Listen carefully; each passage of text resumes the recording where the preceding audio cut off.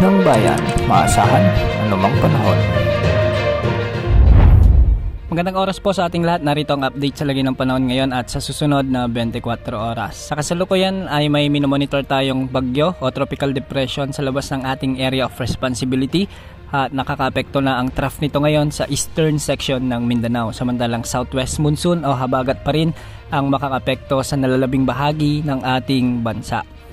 Dahil nga sa bagyong ito, asahan ang maulap na kalangitan na may mga kalat-kalat na pag-ulan sa bahagi ng Caraga at Davao Region. Ang mga lugar dito ay pinapayong mag-antabay sa mga susunod na updates dahil posible ang mga pagbuhos ng malalakas na pag-ulan dahil sa trough ng umiiral na tropical depression o ng bagyong ito. Posible ang mga pagbaha at pagguho ng lupa lalo na kung may mga katamtaman na kung minsan ay malalakas na pagbuhos ng ulan.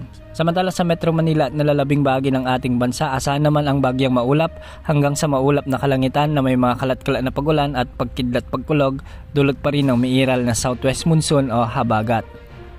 Posible pa rin ang mga biglang pagbaha at pagguho ng lupa, lalo na kung may mga severe thunderstorms. Dahil nga sa southwest monsoon, asahan ang maulap na kalangitan sa may Ilocos Region, Cordillera Administrative Region, Central Luzon, Western Visayas, Mimaropa, Calabarzon.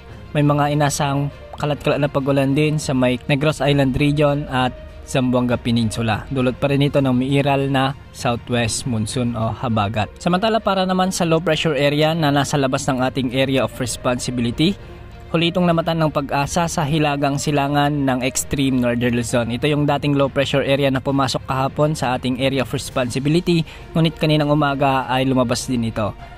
Hindi na inaasahang makakaapekto ito sa anumang bahagi ng ating bansa, ngunit hindi pa rin inaalis ang posibilidad na ito ay lumakas bilang tropical depression o bagyo sa susunod na 48 oras. Kikilos ito ng pakanluran patungo sa eastern China. Samantala, may bagyo naman tayong minomonitor sa labas ng ating area of responsibility. Huli itong namatan ng pag-asa sa layong 2,230 km silangan ng eastern Visayas.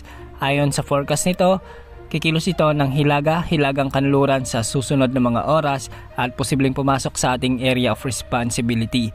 Kung sakaling pumasok ito sa ating area of responsibility, papangalanan nito ng pag-asa bilang bagyong Ferdy o ang pang-anim na bagyo na nabuo at pumasok sa ating area of responsibility ngayong taon. Sa mga susunod na araw ay asahan na iiral o lalakas ang habagat o southwest monsoon dahil sa pagpasok o paglapit nito sa ating bansa. Inaasahan na magdadala ito ng katamtaman hanggang sa kung minsan ay malalakas na pagbuhos ng ulan lalo na sa western sections ng Mindanao, Visayas at Southern Luzon. Ang mga lugar na ito ay pinapayong mag-antabay sa mga susunod na updates ukol sa galaw ng bagyong ito. At sa susunod na mga linggo, asahan din na may susunod pang bagyo na posibleng mabuo sa loob ng ating area of responsibility.